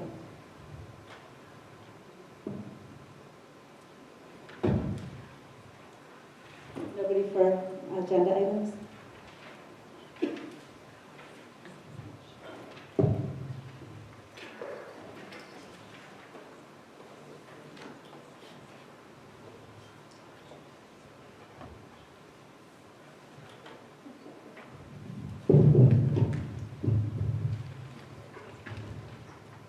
Hello, my name is Prachi Jain, 65 Canterbury Way. We are the group of parents that have been asking for the STEAM engineering changes, and we did that. Are we allowed to talk about that right now? Because there was a discussion in the presentation about the course name change, I guess this could be an agenda item. Yeah, that's why I'm asking.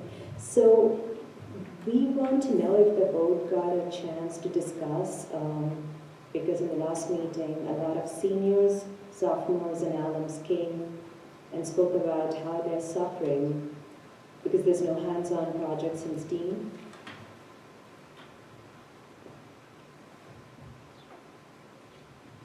The curriculum committee just met and did discuss it there, but we haven't gotten the report yet because the meeting just happened. So at our next board meeting, we'll be reporting out on that discussion with the curriculum committee. So there just has had. been discussion? Yes, there has. Yes. Okay, we just want to Yeah. know if there's something done about it. Yeah. And also about the course change, how does that affect our juniors next year? Does the course change also mean curriculum changes, or just the name of the course is going to That change? particular, Kristen, you want to jump in? That particular course, that's just a title change for an existing course that was referred to in that presentation. No curriculum change to that, just the name. Okay. All right, thank you. We'll look forward to the next board meeting then. Thank you.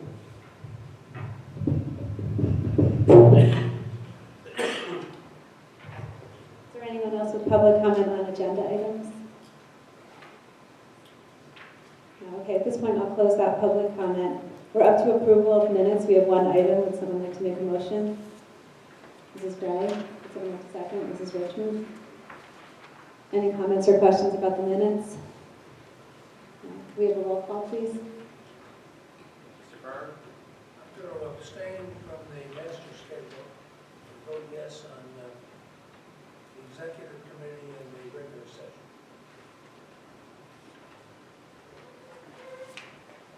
I don't think I was at the master schedule.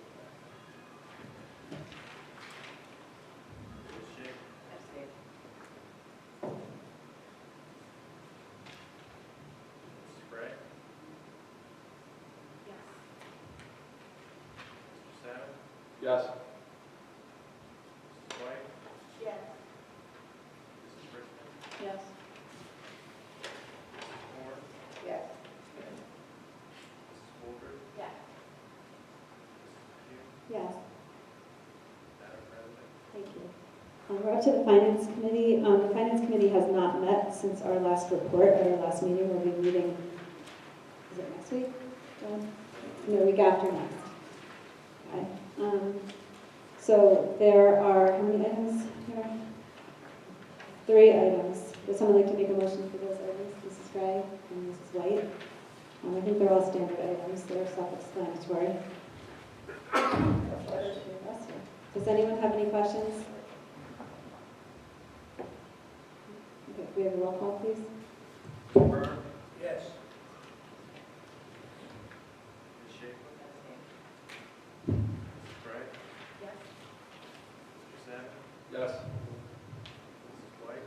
Yes. Mrs. Richmond? Yes. Mrs. Moore? Yes. Mrs. Woolford? Yes. Pugh? Yes. Madam President? Thank you. The Personnel Committee also has not met since the last report. There are 8 items. Would someone like to make a motion? Mrs. Woolbridge, would someone like a second? Mrs. Korn? I think those are also pretty self-explanatory. Any questions? Yeah. Any questions? Can we have a roll call, please? Mr. Byrne? Yes. Ms. Schaefer?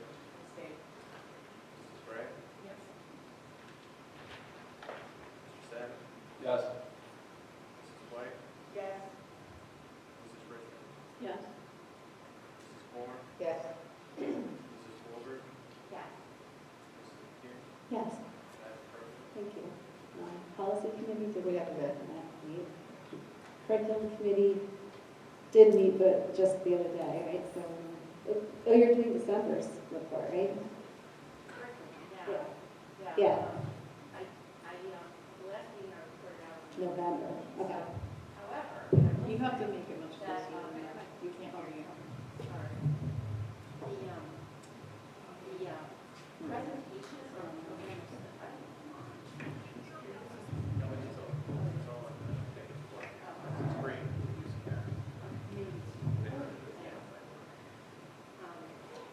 actually, a fair amount of what we discussed at the December meeting, curriculum meeting, was actually just covered in the program of studies presentation.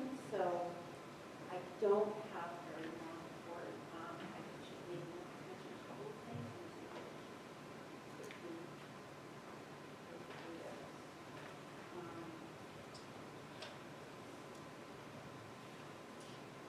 At the December meeting, Ms. Fox announced that Genesis was chosen to replace Aspen as its new operations. We had a discussion.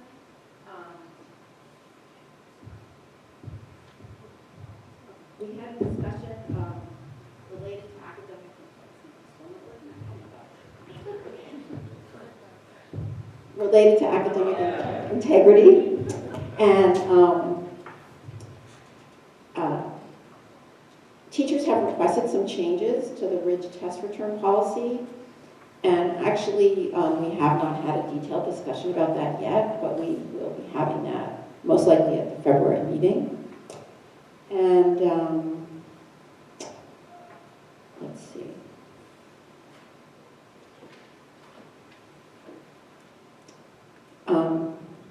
The final meeting of the Elementary Gifted and Talented Review Committee was held on December 7th at Oak Street School. And Dr. Lenore Cortina, a professor of gifted education at Rutgers and a gifted education consultant, attended that meeting, and I know she's now working with the administration and staff to come up with a recommendation. And, other than the information that was already presented, that's kind of all the unique stuff I have. So does anybody have any questions?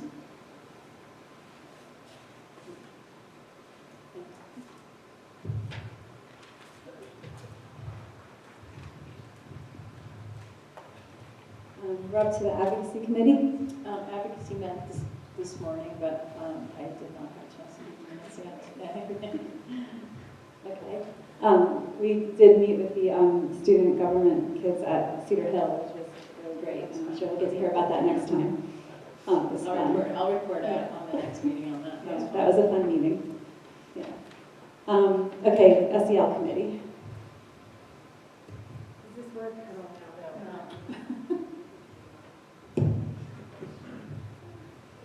We met on December 20th, so I just want to apologize to the board because that was the day before break. And I just really dropped the ball and didn't write the minutes until last night, so they haven't been seen by the full board, and I will report out next month.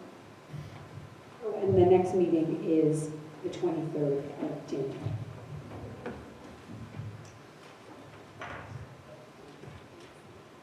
Liaison reports, does anyone have any? No. Okay. It's a quiet time of year for liaison reports. Now we're up to public comment on non-agenda items. If anyone has a comment or question, now is the time. Make sure you tell us your name and address when you come up, please.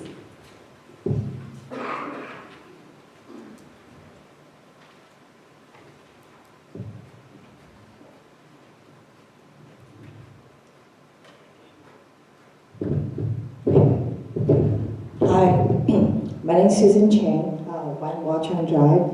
I'm here again for the Chamber Orchestra at the elementary school level.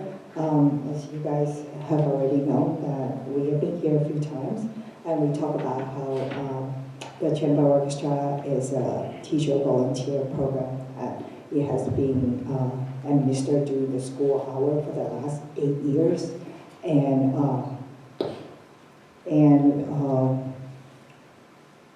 we are waiting to hear back from you guys, and I think the kids will be very super excited if they hear that the chamber orchestra program can be reinstated.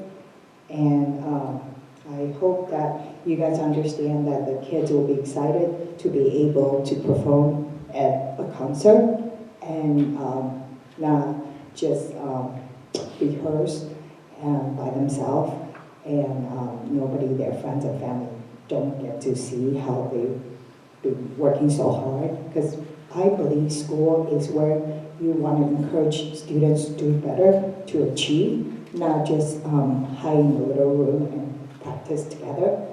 And we all know that the middle school also has a chamber program, and they get to perform on the stage, and they also get to rehearse during the school hours. And I hope you guys take this all into consideration. Thank you. Is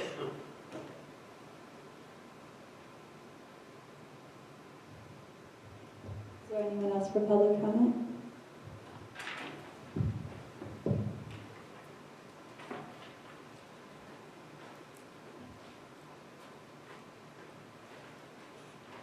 My name is Aditi Tandon and I live at 178 Smoke Rise Road. Thank you both so much for everything that you do. I really appreciate every evenings you spend here. I just heard that you said that the next board meeting you will be covering the engineering track concerns. I was part of the parent in that. Just wanted to request that our kids still have almost 3 marking periods left in their sophomore year. So whatever changes you could put into motion as soon as possible would be greatly appreciated. Thank you.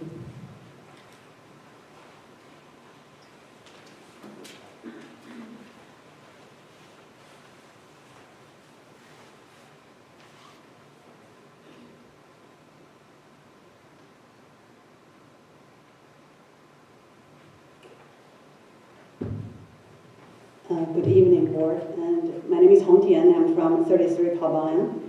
I also come here to want to hear from the board what there's any action has been taken to discuss the chamber orchestra for the primary school. Because my 8 years old girl keep asking me, have I heard anything? And I was here last time to see all the primary students, and also one student from college, and a lot of students who are in high school or in middle school talk about how passionate they are about chamber orchestra.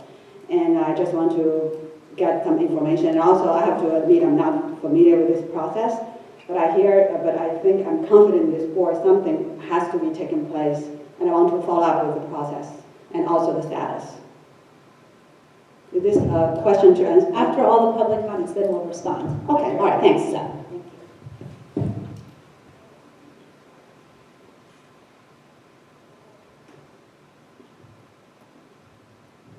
Is there anyone else for public comment?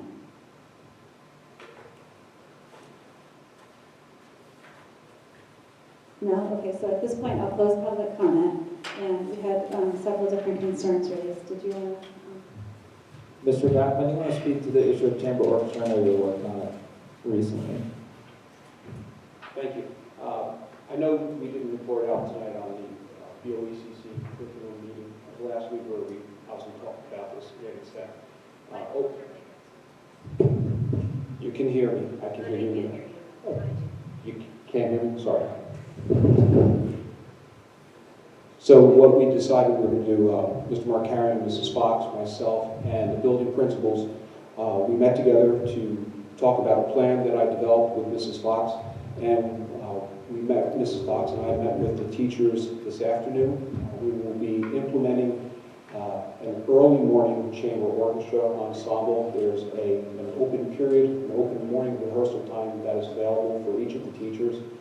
They can work with these students once they go through their audition process, and they make the determination of how the group will be formatted with their students. And they'll be working on an alternate week basis because the teachers can only be in one school each week on that open day.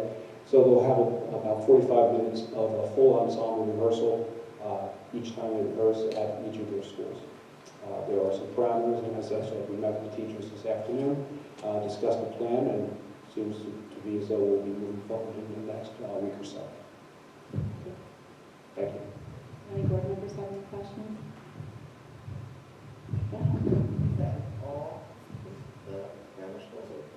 Four schools. It will be implemented in all four Was it schools. always in all four? That's my question. Yes, it's been on and off over years, depending upon role that we do interest. And how many? Okay. Thank you. Mr. Fafferman. And as we said before, the concerns about the engineering classes will be reported out on in the next board meeting when we have a curriculum report. Okay, we're up to board forum. Mike? I've been working on cleaning the house a little bit, and I found the physics books that I've been looking for.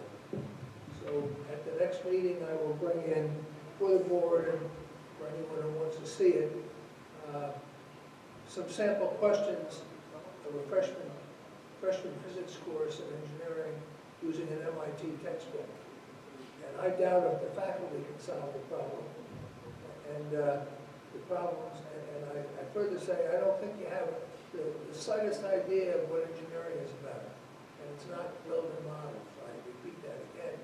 It's, if you want your children to get exposed to engineering, please stress science, particularly physics, and mathematics.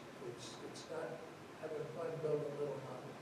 And I know I've repeated myself, but I will bring in the sample questions next meeting because I did find my books today. I have one thing for board forum. So I know that Board of Ed members are, public comments already over at this point. Sorry.